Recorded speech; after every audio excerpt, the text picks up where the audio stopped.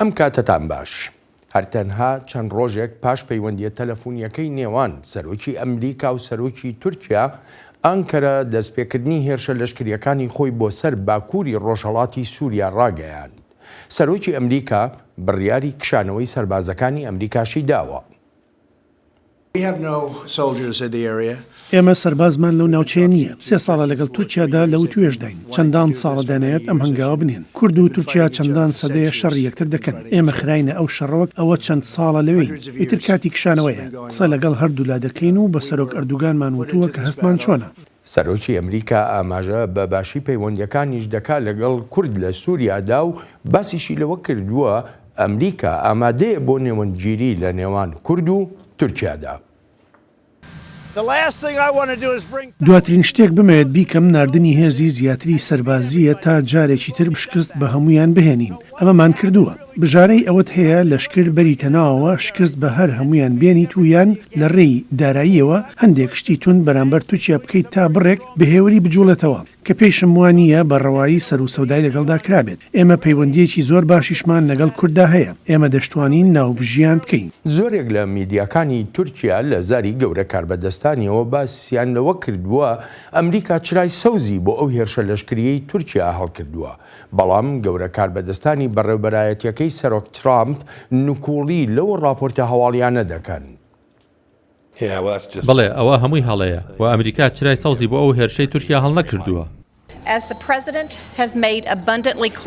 هەروەک سەرۆک ترامپ بە ئاشکرایی باسی کرد، ئەمریکا بە هیچ شێوەیەک پشتیوانی لە بڕیاری حکوومەتی تورکیا نەکردووە بۆ هێرشکردنە سەر باکووری ڕۆژهەڵاتی سووریا.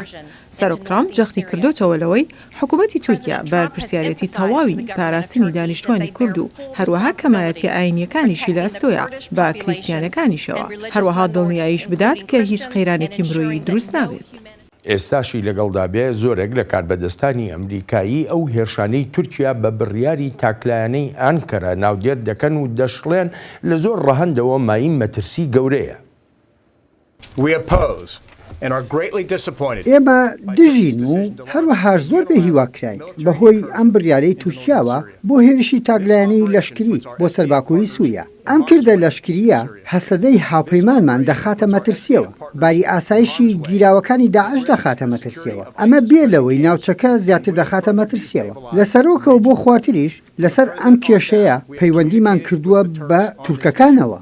لەگەڵ ئەو هێرشانەی تورکیادا و زیانە گیانیەکانیش کە ژن و منداڵیشی تیادان، گەورە کاربەدەستانی بەڕێوەبەری خۆسەری لە سووریادا داوا لە بەرپرسانی ئەمریکا دەکەن تا ڕۆڵی خۆیان بجێڕن.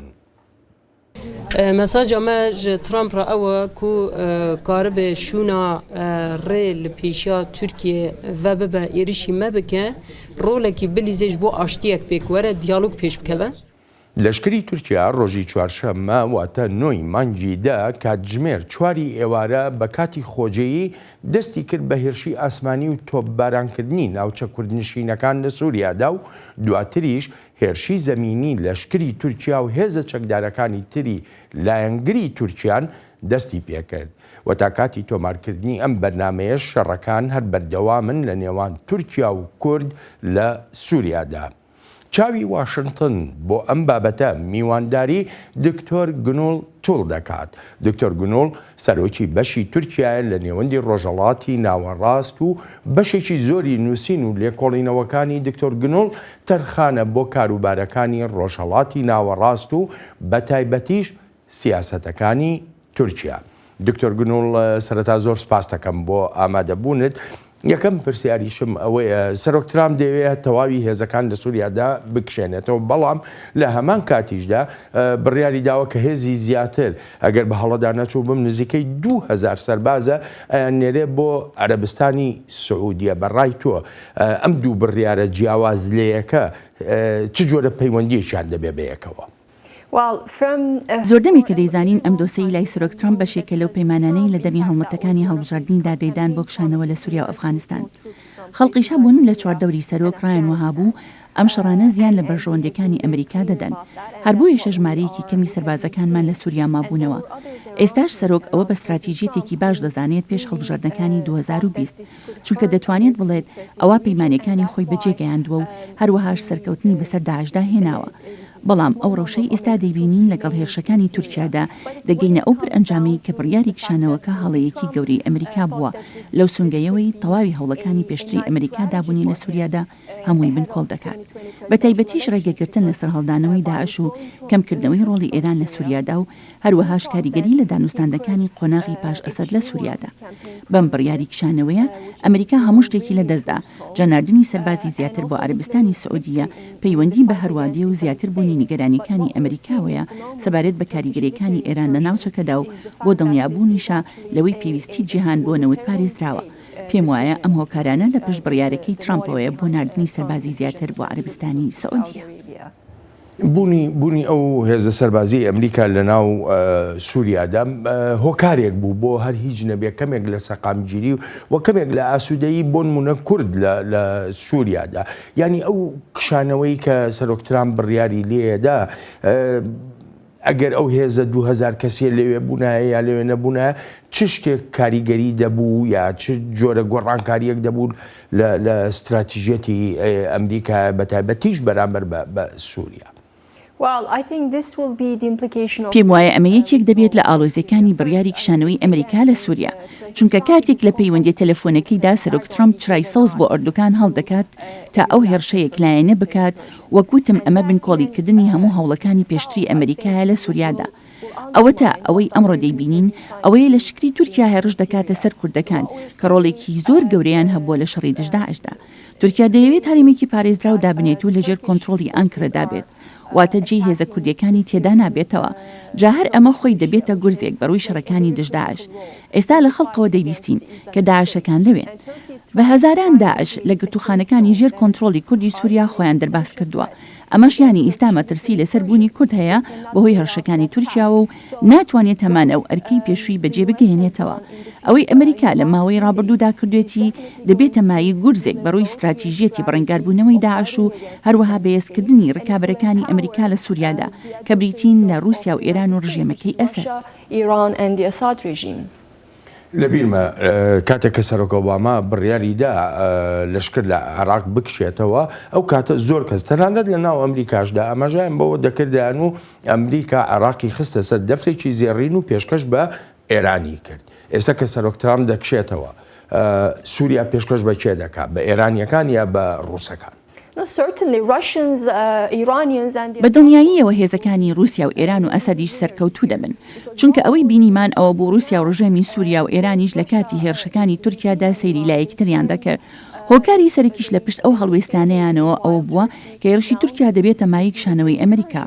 جا پاش ئەوەی تورکیا دەست دەگرێت بەسەر ئەو ناوچانەدا ئەوە وەک دەیبینین هێزەکانی ڕژێمی سووریا بە پشتیوانی رووسیا و ئێران دەچنە ناوەوە و ئیتر ڕژێمەکەی ئەسەد ناوچەکان دەپارێزێت.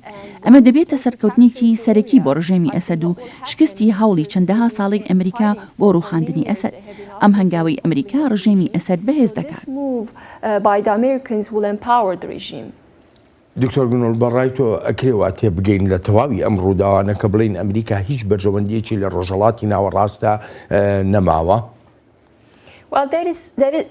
نا ئەوە قورسەوەها بڵین، بەڵام ئەمە دەمێکە هەیە. تەنانەت سەرۆک ئۆباماش دەیویست خۆی دوور بخاتەوە لە ڕۆژهەڵاتی ناوەڕاست و وەبەرهێنان لە شوێنی تری وەک چین و شوێنەکانی تری ئاسیادا بکات، بەڵام نەیتوانی بەهۆی بەهاری عەرەبیەوە.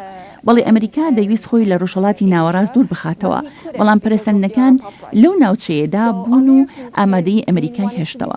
ئێستاش سەرۆک ترامپ لەگەڵ ئەو هەموو ڕووداوانەدا لەگەڵ ئەوەشدا کە ئەمریکا دەڵێت هێندەی جاران پێویستی بەنەوتی ڕۆژهەڵاتی ناوەڕاست نییە، ئاماژە بۆ جۆرە سیاسەتە دەکات.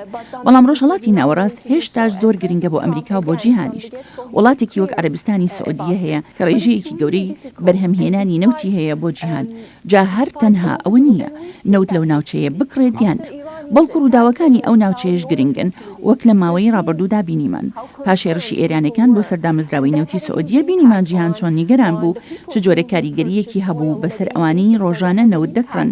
لەبەر ئەوە ناکرێت هەروە خۆت لە ڕۆژهەڵاتی ناوەڕاست دوور بخەیتەوە بەبێ گوێدانە پەرستەندنەکان لە بواری نەوتیشەوە. ئێستا بابزانین ڕای تورکیا و هەروە لە ناو ئەمریکاشدا چ جۆرە ڕوانینێک هەیە. من دەگەڕێمەوە بۆ لات تورکیا جەخت دەکاتەوە لەوەی مەبەستی سەرەکی ئەم هێرشە لەشکریانەی بۆ سەر باکووری ڕۆژهەڵاتی سووریا تەنها پاراستنی باری ئاسایشی سنوورەکانیەتی و دەشڵێت هیچ مەبەستێکی تری نییە. پاژەوەی کردەی لەشکری کانی بەهار ئەو ناوچانە پارێزراو دەکات. ئێمە دڵنیایی دەدەین بە گێڕانەوەی هەموو ئەوانەی لەو ناوچانە دەژین بۆ ماڵ و شارەکانی خۆیان. ئەوە ئامانجەکەمانە. ئێمە دڵنیایی دەدەین لەوەی پێکاتەی دیموگرافی ئەو ناوچەیە کە ڕێکخراوە جودایی خوازەکان دەیەوێت تێکی بدات وەک سەروەختی پێش شەڕی ناوخۆ چۆن بوون ئاوا دەمێننەوە. هەر چۆنێک بێت کۆشکی سپی وەک دەڵێ نابێ ئەنکەرە لەو سنوورەی بۆی دیارکراوە تێپەڕێ و ئەگەر هەر ڕەفتارێکی پێچەوانەش بکە ئەوە باجەکەی قورس دەبێت لەسەر تورکیا. ئابووری تورکیا وێران دەکەم. پێشتریش جارێک کردومە لە کاتی دۆسەکەی قەشە برانسن. دڵنیام لەوە و هیواشم وایە ئەردۆگان ژیرانە ڕەفتار بکات. پێویستیشە لەوە تێبگەین کە دەیان ساڵە هەردوودا شەڕی یەکتر دەکەن. سەرۆکی ئەمریکا دەشڵێت تەنانەت کشانەوەی سەربازەکانی ئەمریکا هیچ کاریگەریەکی نابێت لەسەر هەر بڕیارێکی واشنگتن بۆ بەرپەرشدانەوەی هەر سیاسەتێکی نەخوازراوی تورکیا لە باکووری سووریادا. تورکیا هەڵوێستی من باش دەزانێت. زۆر بە سادەیی ئێمە سەرکەوتنی گەورەمان هەبوو لەو ناوچەیە. پێم وانییە گەلی ئەمریکا بیەوێت جارێکی تر بەهێزی لەشکریەوە بچینەوە ئەوێ. ئێمە لەو ناوچەیە کشاوینەتەوە. پێشم وانییە بمانەوێت بگەڕێنەوە ئەوێ. با بزانین چی ڕوودەدات لەوانەیە شتێ بکەین زۆر توند و قورس بێت. زۆر قورس لە پەیوەندی بە سزادان و گرتنەبەری هەنگاوی تری دارایی. بەڵام لەناو ئەمریکادا ئەم لێدوانانەی سەرۆکی وڵاتەکە پەرچەکرداری هەیە لەلایەن کۆماری و دیموکراتەکانیشەوە واتە دوولایەنە سیاسیە سەرکێکەی ئەمریکا. دیموکراتەکان تەواوی بڕیارەکانی سەرۆک ترامپ بە بڕیاری بێسەروبەر ناودێر دەکەن. بڕیارەکانی سەرۆک ترامپ ئاسایشی نیشتیمانیمان لە چەندان ڕۆەوە دەخاتە مەترسیەوە. دەمەوێت قسە لەسەر بڕیارە سەرەڕۆ و ناڕێک و پێکەکانی بکەم سەبارەت بە باکووری ڕۆژهەڵاتی سووریا. ڕاگەیاندنەکەی ئەم دوایەی سەرۆک ترامپ نمونەیەکی ترە لەبارەی سەرڕۆیی سیاسەتی دەرەوەی کە ڕنگدانەوەی سەرڕۆیی سیاسەتە نێوخۆیەکانێتی. ئەم سیناتۆرەی دیموکراتەکان بڕیارەکانی ئەم دوایەی سەرۆک ترامپ دەبەستێتەوە بۆ پەیوەندیە تەلەفۆنیەی نێوان ترامپ و ئەردۆگانەوە و دەشڵێت هیچ بنەمایەکی تر نابینێ بۆ ئەو بڕیارانەی سەرۆک ترامپ لە پەیوەندیەکەی بە سووریاوە. بڕیاردانێکی ئاوەها لەسەر بنچینەی پەیوەندیەکی تەلەفۆنی لەگەڵ دیکتاتۆرێکی ناوی ئەردۆگانە ڕێگەیەکی خراپە بۆ سیاسەتکردن و هیچ ئەمریکایەک و هیچ لایەنێک و ئایدۆلۆژیە تێکیش شانازی بەو شێوازی بڕیاردانەوە ناکات. سەرۆک ترامپ هەڕەشەی وێرانکردن و داڕوخانی ئابووری تورکیا دەکات ئەگەر ئەنکەرە لەو سنوورەی بۆی دیاریکراوە تێپڕێنێت. پێناچێت ئەو هەڕەشەیە کاریگەری هەبێت و سەرۆکی زۆر بە خێرایی لە بیری چووەوە. دکتۆر گونۆڵ سەرۆکی تورکیا ئاماژە بەوە دەکات نیگەرانی ئاسایشی هەیە لەسەر سنوورەکانی و ئەمەشی کردووە بە بیانووی سەرەکی بۆ هێرشەکەی. بەڵام ئەوەی کە لە ڕاستیدا هەیە زیاتر لە 4 ساڵەکە کە هێزی کوردی لەو ناوچانە بەڕێبەرایەتی خۆیان دەکەن هیچ کێشەیەکیان لەسەر سنوور نەبووە. سەرۆکی تورکیا چی دەوێت؟ I think the main driver of this military incursion is domestic consideration. پێم وایە هۆکاری سەرەکی لە پشت ئەم هێرشی تورکیاوە کێشە ناوخۆیەکانی ناووڵاتەکەیە. پێشم وایە هەمیشە کاردانەوەیەکی تورکیا سەبارەت بە قەیرانی سووریا لەسەر بنچینەی ململانی ناوخۆیەکانی ئۆردوگان بووە بۆ سەپاندنی فەرمانڕەوایەتی تاکە کەس. کاتێک لە ساڵی 2011 قەیرانی سووریا دەستی پێکرد، ڕوخاندنی ئەسەدی کردە ئەرکی سەرەکی و هەوڵی سەرکەوتنی ئیسلامیەکانی دەدا. لە ناو تورکیاشدا هەلومەرجەکە بۆی لەبار بوو تا ئەو بە ئیسلامیکردنەی کۆمەڵگەی بباتە پێشەوە. بەڵام ساڵی 2015 کاتێک زۆرترایەتی لە ناو پەرلەماندا لە دەستدا کە بەڕاستی سوپاس بۆ هەدەبە و توانی ڕێژەی لە سەدا 13 تێپەڕێنێت، ئەردوگان هەوڵی هاوپەیمانەتی دەدا لەگەڵ نەتەوە پەرستەکاندا و کەوتەگیانی ئۆپۆزیسیۆنی کوردی. ئیتر هەر لەسەر ئەو بنچینەیە ڕیزبەندیەکان لە سووریادا دەگۆڕێ و هەر لەو کاتەوە ئەرکە سەرەکیەکەی ئەردوگان بۆ تا کۆت و بەندکردنی ناسیۆنالیستی کوردی لە ناوخۆ لە سووریاشدا. ئێستاش و پاش هەڵبژاردنەکانی ئەم ساڵی 2009ەوە کە گورزێکی بەهێز بوو بەڕووی دەسەڵاتەکانیدا وەرچەرخانینێکی تر دەبینین. ئەویش هەوڵدانە بۆ هەرێمێکی پارێزراو لە ناو سووریادا و پەنابەران کە ژمارەیان نزیکەی 3,600,000 کەسن. لەو باوڕێدام هۆکاری سەرەکی ئەم کردە لەشکریانە کێشە ناوخۆیەکانی تورکیا. بۆ ئەمریکاش هەروەکو پێشتر خۆت ئاماژە پێکرد بەسەرەی پەیوەندی هەبوو بۆ پەیمانانەی کە سەرۆک ترامپ داوێتی لە کاتی هەڵبژاردنەکە و کشانەوەی هێزە سەربازیەکان لە تورکیا هەر بە هەمان شێوە پەیوەندیە بە دۆسێ ناوخۆییەکانەوە. دۆسەی ناوخۆیی دوو وڵات ئەو هەموو شەڕە دێنێ؟ لە ڕۆی ئیتیکێتەوە بەبێ هیچ گومانێک ئەوە ناهێنێت. لە ڕاستیدا باکووری ڕۆژهڵاتی سووریا یەکێکە لەم ناوچە هەرەکەمانەی کە ئارام و سەقامگیر بووە لە سووریادا. ئێستا لەگەڵ ئەم هێرشانەی تورکیادا ئاوارەبوونی خەڵکمان بینی، خەڵکی بێتاوان و خەڵکی سیڤیل دەکوژرێن. بیرکردنەوەی ئۆردوگان هێنانە ئارای ئاژاوە و ناسەقامگیریە لەو سووریایەدا کە بەشی خۆی بە زیادەوە مەینەتی بینیوە. بەنیازیشە بە ملیۆنان پەنابەری سووریایی بگەڕێنێتەوە کە زۆربیان عەرەبن. دەیەوێت بیان گێڕێتەوە بۆ ئەو ناوچانەی زۆرینەی دانیشتوانەکەی کوردن. ئەمەش بێگومان ئاگری قەیرانی نەژادی لە نێوان کورد و عەرەبدا دێنێتە ئاراوە و دەژبێتە مایی مەینەتی زیاتر کە هیچ بیانیەک هەڵناگرێت. بەڵام بەداخەوە لە پەیوەندیە نێونەتەوەیەکاندا دۆسێ لەشکرێکان بەهێند وەرناگیرێن بەڵکو و تاوتێی ناوخۆیەکانی ڕێبەران کاریگەری زیاتریان هەیە. سەرۆک ترامپ ئاماژە بەوە دەکات دەڵێ ئەمریکا خوازیارەکە ناوبژی بکات لە نێوان تورکیا و کوردە. ئەمریکا دەتوانێت چی بۆ کورد بکات لە پاشەوەی کە دەکشێتەوە لە پاشەوەی هەر لێرە لە واشنگتن وەکو دەگوترێ پشتی تەواوەتی کردە کورد. جا ئەمریکا متمانەی خۆی لە دەستداوە. پێم وایە دەرفەتێک هەبوو کاتێک ئەمریکا دەیتوانی باڵەدەستی خۆی بەکاربێنێت بۆ سەر کورد و تورکەکانیشدا تا هەردوو لایەن بهێنێتە سەرمێزی دانوستاندن. پێم وایە ئەو سەروەختە تێپەڕی. هێرشی لەشکری تورکیا بەردەوامە و ئەمریکا متمانەی خۆی لە دەستداوە و ئێستا کورد لە دانوستاندندا لەگەڵ ڕژێمەکەی ئەسەد. وەک دەگوترێ بەناوبژیوانی رووسیا ئەمریکا دەتوانێت زۆر شت بکات بۆ ڕاگررتنی ئەم هێرشانە. وەک دەزانین هەوڵ لە ئارادان کۆنگرس کا لەسەر داڕشتنی بەرنووسی سزا دەکات. بە پێی پۆستەکەی تویتەری سەرۆک ترامپ و لێدوانەکانی لەنسی گراهام زۆر پێی دەچێت سەرۆک پشتیوانی لەو پێشنیازانە بکات. جاهر هەڵویستێکی ئەمریکا کاریگەری دەبێت بەسەر ڕەوشی ئەو کردە لەشکریەی تورکیاوە. هەرچەندە پێم وایە قورسە ئەو هێرشانە ڕابگیرێن ئەو دەتوانێت بکرێت ڕاگررتنی کوشتنی زیاتر و مینەتی گەورەتری خەڵکەکە لەو ناوچانەدا. ئەلبەتە مەسلەی بوونی داعشە گیراوەکانیش بەشێکی ترە لە کێشەکە. یەکێ لە کێشە مەترسیدارەکان لەم شەڕ و هێرشە لەشکریانەی تورکیادا داعشە گیراوەکانن کە لە ئۆردوگا و گرتوخانەکانی هێزەکانی سووریای دیموکراتدا هێڵراونەتەوە. تورکیا دەڵێت بەرنامە و پلانی هەیە بۆ داعشە گیراوەکان و کەسوکارەکانیشیان. Cezaevinde tutulması gerekenleri ئەوانە لە گرتوخانەکان دەیەڵینەوە کە پێویستە لە گرتوخانە بنە چەکدارەبیانەکان دەگەڕێنینەوە بۆ وڵاتەکانی خۆیان. ئەگەر وەریان بگرنەوە هەوڵش دەدەین ژنان و منداڵانی شاوانەی لە کۆمەڵگە دابڕاون تێکەڵ بە کۆمەڵگەیان بکەینەوە.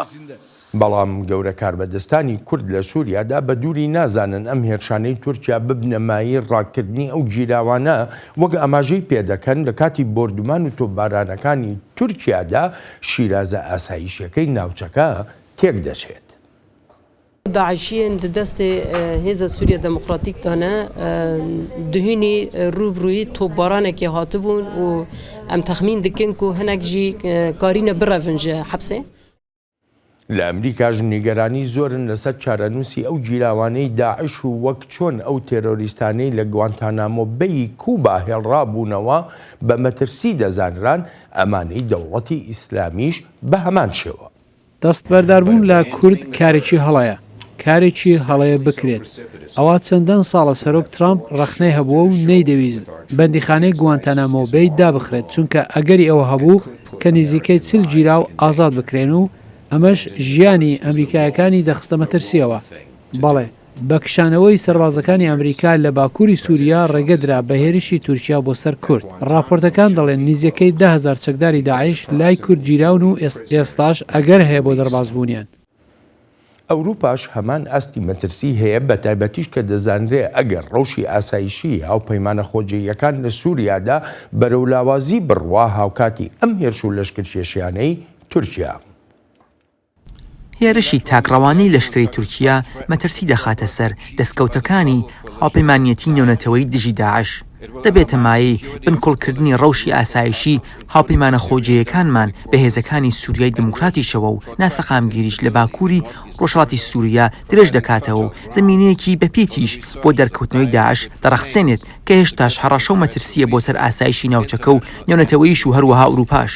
هاوپەیمانەتی ناتۆ داوا دەکات پێویستە ئەو دەستکەوتانەی لە شەڕی دژی تێرۆریستانی دەوڵەتی ئیسلامیدا بەدەست هاتوون بپارێزرێن و دەشبێت وڵاتانی جیهان بکەونە خۆ بۆ دۆزینەوەی ڕێگە چارەیەک بۆ ئەو گیراوانەی داعش. پێکەوە کارمان کردووە لە چوارچەوەی هاوپەیمانەتیدا و توانیوانە هەموو ئەو ناوچانە و بە ملیۆنان خەڵکیش ڕزگار بکەین نابێت ئەو دەستکەوتانە لە دەست بچن و بە فیڕۆ بڕۆن. نیگەرانی ئێستا ئەوەیە نابێت ڕێگە بدرێت هیچ تیرۆریستێکی داعش دەرباز ببێت. لە مەودای دووریشدا دەبێت کۆمەڵگەی نێونەتەوەی چارەسەرێکی گونجاوی درێژ خاینیش بدۆزێتەوە بۆ سەر و سەوداکردن لەگەڵ چەکدارە بیانەکانی داعش کە لە سووریا گیراون.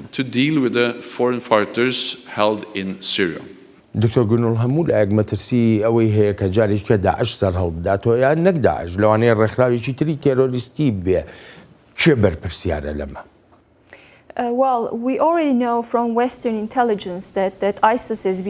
ئێمە لە دەستگا هەواڵگریەکانی وڵاتانی ڕۆژئاوا و هەواڵدەبیستین کە داعش خەریکی خۆڕێخستنەوەیە. ماوەیەکشە لە ناوچەکانی باکووری ڕۆژهەڵاتی سووریا هێرش دەکات و جم و جۆڵیشی هەیە. هەر بۆیە پێم وایە ئەو داعشانەی لەم چەند ڕۆژانە خۆیان دەرباز کردووە دەبنە مەترسیەکی زۆر گەورە. ئەمە ترسیە هەر بە وڵاتانی ڕۆژئاوا نیە بەڵکو بۆ خودی تورکیاشە. لەبیرمان نەچێت داعش تۆڕی هەیە تۆڕی سەلەفیەکان لە تورکیادا. لەبەر ئەوە دەشێت تورکیا ببێتە ئەمانجی ڕاستە و خۆیان. بەر لە بڕیاری کشانەوەکە ئەمریکایەکان دەیانگوت تورکیا بەرپرسیارەتی ئەو داعشە گیراوانە و ئۆردوگاکانی لە ئەستۆ دەگرێت. بەڕاستی من نازانم ئەمە چۆن دەکرێت یان لەشکری تورکیا چۆنی دەبینێت. گوێمان لە سەرۆک ئۆردوگانیش بوو ئێستا کە دەیگوت لە زینداندا دەیان هێڵنەوە یان دەیان نێرێتەوە وڵاتەکانی خۆیان یا بەرنامەی تایبەتی کۆمەڵایەتیان بۆ دادەنێت. هەرێکێک لەو خاڵانەی باسی کردن کێشە و گرفتی خۆیانیان هەیە. ئەوروپایەکان ئەو داعشانە وەرناگرنەوە. ئەوروپایەکان چەندان ساڵە لەسەر ئەو جۆرە بەرنامە کۆمەڵایەتیانەدا کار دەکەن بەبێ هەبوونی سەرکەوتنێکی بەرچاو. هەر بۆیە نازانم ئایا تورکیا دەتوانێت ئەو ئەرکە گەورەیە لە ئەستۆ بگرێت. هەر لە ئێستاوە ینی هەواڵەکان ئاماژە بۆەوە دەکەن کە ژمارەیەکی کەم نییە لەو داعشانەی کە توانیوانە لە گرتوخانەکان یا لە ئۆردوگاکانەوە ڕابکەن. بەڕای تۆ ئەمایان چه جۆرە مەترسیەکە هەم بۆ سووریا و هەم بۆ تورکیاش؟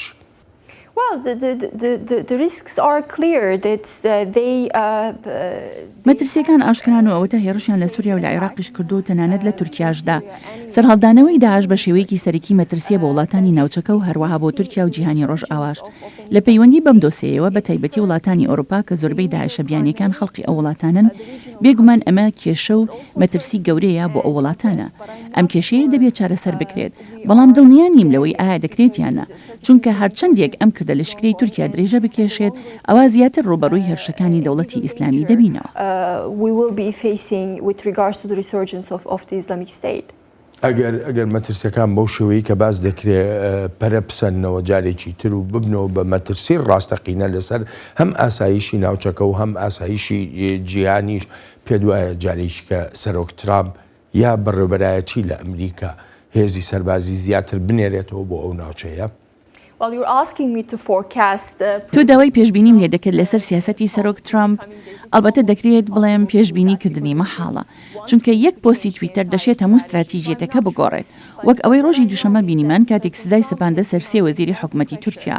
بەڵام ئەوەی دەیزانین ئەوەیە سەرۆک ترامپ لەژێر فشارێکی زۆری کۆنگرێسدایە بە دیموکرات و کۆماریەکانیشەوە. ئەمە بێ لەو کێشە ناوخۆیەکانی سەرۆک هەیەتی وەک پرۆسەی لە کانلادانەکەی دۆسەی ئوکرانیا. هەروەیە لەژێر فشارێکی زۆردایە کە دەشێت ناچار بکرێتەن یەک لەو سیاسەتانەی بگۆڕێت. بۆ نمونە هەرچەندە ترای سەوزی هەڵکرد بۆ هێرشی تاکەلایەنی تورکیا بەڵام ئەوە تا سەرۆک ترامپ قسە لەسەر سزای قورس دەکات بەسەر تورکیادا. هەر لە ئێستاوە گۆڕانێک لە هەڵوێستەکانیدا دەبینین و دەشێت گۆڕانی زیاتریش ببینین و ئەمەش دەکەوێتە سەر چۆنێتی سەوداکردنی کۆنگرس لەگەڵ سەرۆک ترامپدا. زۆر بە خێرایی پێم بڵێ پێت وایە سەرۆک ترامپ ئەو سزایانە بسەپێنێتە سەر تورکیا لەوانەیە و بە دڵنیاییەوە خۆی نایەوێت بەڵام دەشێت ناچار بکرێت ئەو بڕیارە بدات. با بڕێک باسی وڵاتان و هەڵوێستی وڵاتانیش بکەین لەگەڵەوەشداکان دێک وڵات وەک ئیسپانیا، پاکستان، هەنگاریا پشتیوانی لەو هێرشانەی تورکیا دەکەن بەڵام زۆربەی وڵاتانی جیهان ناڕزایی توندیان دەربڕیوە لەو ڕوانگەیەوەی دەشێت ئەم هێرشانە ببنە مایەی هاتنە ئارای توندوتیژی تری چاوەڕوان نەکراو. داوامان لە تورکیا کردووە تا دەست بە جێشە ڕابگرێت. ئەم شەڕە باکووری ڕۆژهەڵاتی سووریای ناسەقامگیر کردووە. مۆسکۆ هانی تورکیا دەدا بۆ چارەسەرکردنی کێشەکان بە پێی ئەو ڕێکەوتانەی پێشتر لەگەڵ دیمەشقدا مۆری کردوون. مۆسکۆ و ئانکەرە لە یەک بەرەدان بۆ شێوازی چارەسەرکردنی قەیرانی ناوخۆیی سووریا. ئێمە لەو نیگەرانیانەی کۆماری تورکیا تێگەین کە سەبارەت بە ئاسایشی سنوورەکەی هەیەی لە هەمان کاتیشدا جەخت دەکەینەوە ئەوەی پێویستە ئەو نیگەرانیانە بەو شێوەی لە ڕێکەوتنەکانیاندا هاتوون لە نێوان دیمەشق و ئانکەرە وەک ڕێکەوتنی ئەدەنا کە ساڵی 1998 مۆریان کرد. قاهرە هەڵوێستێکی توندی هەیە بەرامبەر بە هێرشە لەشکریەکانی کانی ئاشتی و بە گومانێکی زۆریشەوە دەڕوانێتە مەبەست و ئامانجەکانی تورکیا لە کردە لەشکریەکانیدا. ئەم شەڕانەی تورکیا لە ناو خاکی سووریادا دەیکات دەیەوێت لە ژێر پەردەی شەڕی دژی تیرۆردا بیشارێتەوە. ئەمەش لەیەک کاتە ئامایی گاڵتەپێکردن و سەرسوورمانیشە. ئەو جۆرە قسانی تورکیا ڕێک پێچەوانی ئەو بەڵگانن کە هیچ چەند و چوونێکیان لەسەر نییە سەبارەت بە پشتیوانی تورکیا و ڕێبەرانیشی بۆ پشتیوانیکردن لە ڕێکخراوەتی تیرۆریستەکانی ناوچەکە و هەروەهاش باوەشکردنەوەی تورکیا بۆ ئەو کەسانەی سەلمێنراوە پەیوەندیان بە تیرۆریزمەوە هەیە. وڵاتی چینیش داوا دەکات زەمینەیە لە سووریادا بڕەخسێنرێت تا ڕەوشی ئەو وڵاتە بەرەو هێوربوونەوە بڕوە نەک ئاڵۆزی و پشەوی زیاتر. چین لەو بڕواایەدایە سەروەری و سربەخۆی وڵاتی سووریا ڕێزی لێ بگیرێت و پارێزرایش بێت. پێویستە لایەنە پەیوەندیدارەکان لە کۆمەڵگەی نێونەتەوەییدا بەشداریان هەبێت لە ڕەخساندنی هەلومەرجێکی خوازراودا بۆ چارەسەریەکی سیاسیانەی کێشەی سووریا. هەروەهاش خۆلادان لەوەی ئاڵۆزی نوێ بهێنرێتە ناو قەیرانی سووریاوە. بەگشتی لەسەر ئاستی نێونەتەوەیی ناڕزایی بەرامبەر بە تورکیا هەیە بەڵام ناگاتە ئەوەی نەتەوە یەکگرتوەکان ڕاستە و خۆ لە ڕێی هێزی ئاشتی پارێزانەوە بتوانێت هەوڵێک بدا وەک دەڵێ لەم کاتەدا هێزەکانی ئاشتی پارێز ناتوانن ڕۆڵی خۆیان بگێڕن. گرفتەکە لەوەدایە هێزی ئاشتی پارێز ناوی خۆی بەخۆیەتی پێویستە ئاشتیت هەبێت تا بیپارێزیت. ناکرێت هێزی ئاشتی پارێز بنێریتە شوێنێک کە ئاشتی تێدا نییە. هەمیشە نردنی هێزی ئاشتی پارێز دەکەوێتە دوای هەبوونی ڕێککەوتن. بێگومان ئەگەر ڕێککەوتنی سیاسیت هەبێت و ئاشتیەک هەبێت بیپارێزیت ئەوە هێزی ئاشتی پارێز ڕۆڵێکی گرنگ دەگێڕێت. دکتۆر گنۆڵ وەکو ینی بینیمان ئێستا لە ڤیددیۆکاندا زۆرێک لە وڵاتان دژی ئەم بڕیارەی ئەردۆگانن بەڵام ئەمێ بزانم ئەردۆگان پشت بە چی ئەم بڕیارەدا پشتیوانی لەکوێوە؟ بەڵێ زۆر ڕووناکە پشتیوانیەکی نێونەتەوەی نییە ئەوەش کە زۆرجی سەرسوڵمانە ئەوەیە تەنانەت فەڵستینیەکان و بەشە تورکیەکەی قوبڕوسیش ڕخنەی زۆریان لەو هێرشە لەشکرێ گرتووە. سەرۆک ئۆردۆگان گوێی لە پشتیوانی نێونەتەوەی نییە چونکە چەندێک ناڕزایی و ڕخنەی نێونەتەوەی زۆر بن لەسەر ئۆردۆگان ئەوەندە لەسەر ئاستی ناوخۆبووی باشە وەک باسمان کرد هۆکاری سەرەکی پشتی ئەو هێرشانە کێشە ناوخۆیەکانی ئۆردۆگانە. هەمیشە ئەو گوتارە بەکاردەهێنێن کە لەسەر ئاستی نێونەتەوەی تورکیا تەنیایە. ئەمەش دۆسێکی بۆ بەهێزتر دەکات لە ناو خۆدا و وهاشی کردووە ئۆپۆزیسیۆنیش پشتیوانی لەو هێرشانە بکات. جا ئەم شتانە دۆسێکەی لە ناو خۆدا بۆ بەهێز کردووە. ئەو کارداناوانەی کە هەیە بەرامبەر بەم هێرشە ئەگاتە ئەوەی کە هاوڕاییەکی نێونەتەوەی دروست بێت لە نەتەوە یەکگرتوەکانەوە فشار بخرێتە سەر ئەردۆگان؟ بەڕاستی دڵنیانیم چونکە پێشتر رووسیا و ئەمریکا لە نەتەوە یەکگرتوەکاندا دژی ئیدانەکردنی ئەو هێرشانە بوون. پێشموانیە ئەگەر شتێکی ئەوهاش بکرێت هیچ مانایەکی هەبێت چونکە دەستی کرد بەو کردەوە لە شکریەی. ئەوەی ئێستا گرنگە وەڵامی کۆنگرس و کۆشکی سپیە و پێویستە چاوەڕوانی کاردانەوەیەکی بەهێزی واشنگتن بین لە ئێستادا ئەمە زۆر گرنگە. ئەم هێرشانەی تورکیا وهای کرد کورد لە سووریا بگەڕێتەوە بەرەولای حکوومەتەکەی بەشار ئەسەد یا بەرەولای ڕژەمەکەی ئەسەد ئەمە چەند بە زیانەشکێتەوە هەم بۆ دۆزی سووریا و هەم بۆ خودی ڕەجەب تەیب ئەردۆغانیش.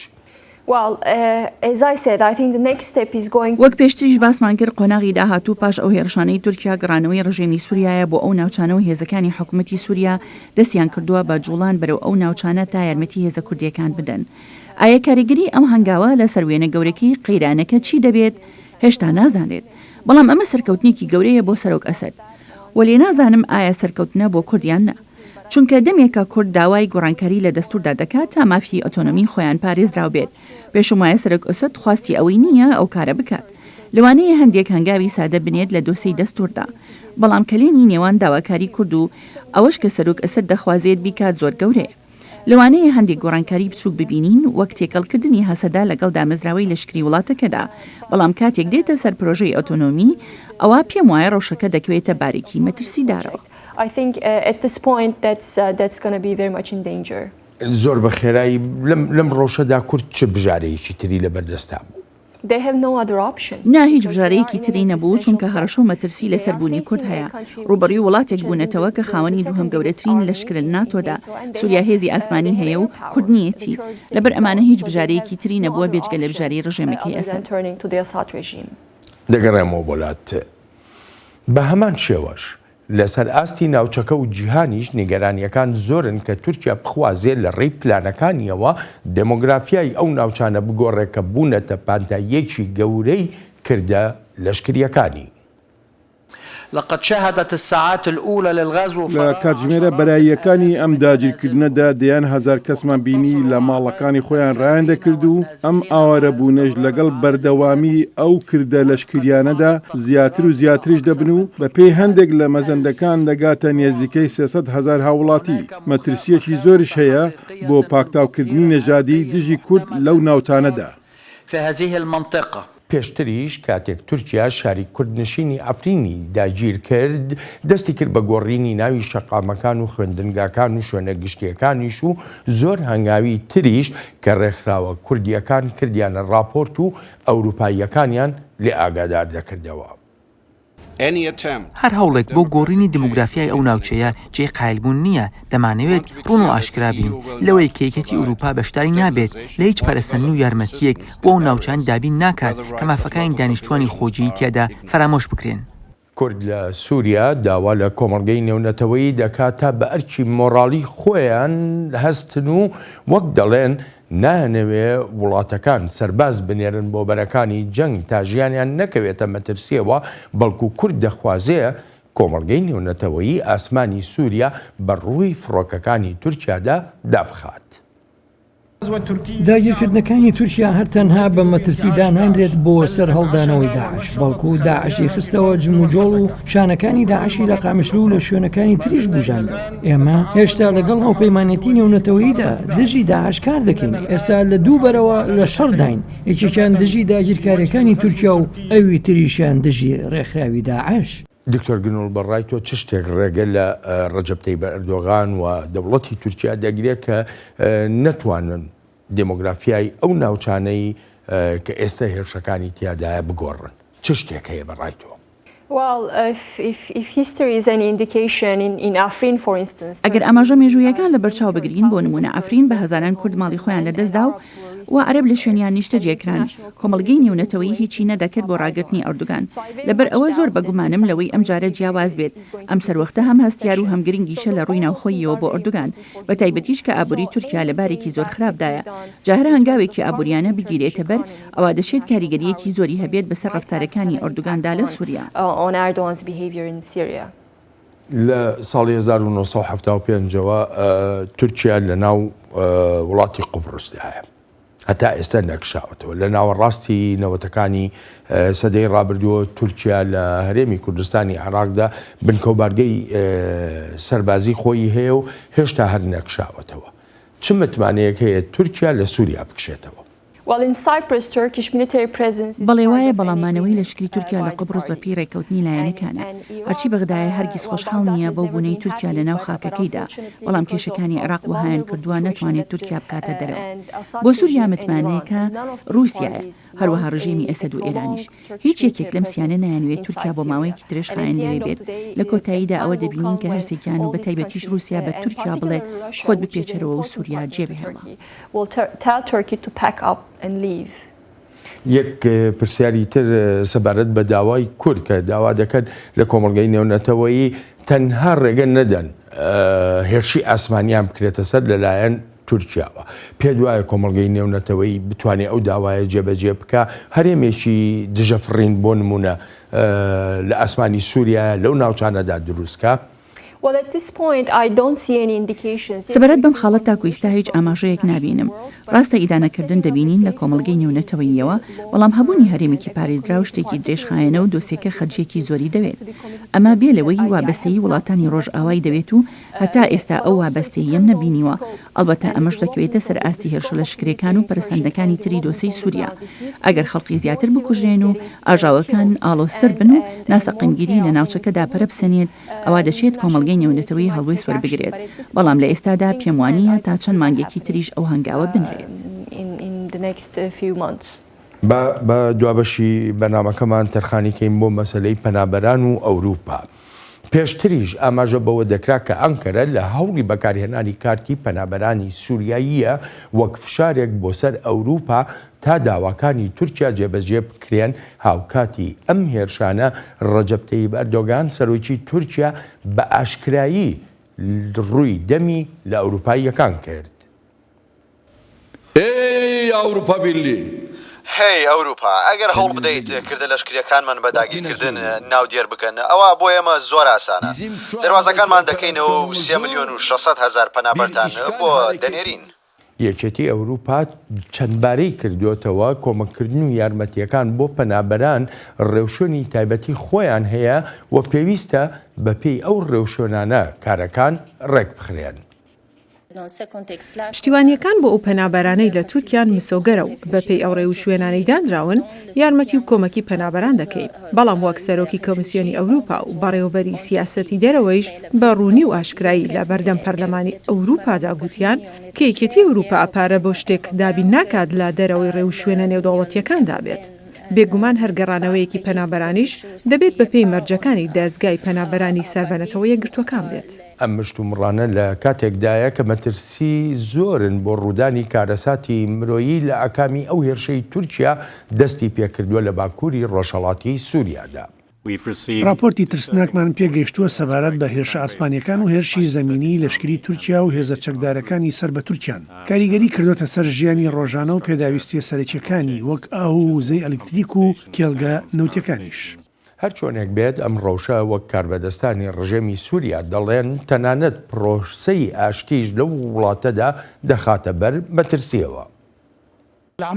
پرۆسەی ئاشتی بۆ سووریا لەسەر بنچینەی بڕیارەکانی نەتەوەیەگرتووەکانە کە دەڵێت پاراستنی یەک پارچەیی خاک و گەری سووریا و پاراستنی سەروەری سووریا بەڵام کاتێک دەوڵەتێک کە خۆ یەکێکە لە پشتیوانی پرۆسەی سیاسی و دێ وڵاتێکی تر داگیر دەکات و هاوڵاتیانی بێتاوان دەکوژێت لە ناوچەکانی باکووری سووریا جا ئیتر ئەم پرۆسەیە چۆن بڕێوە دەچێت چۆن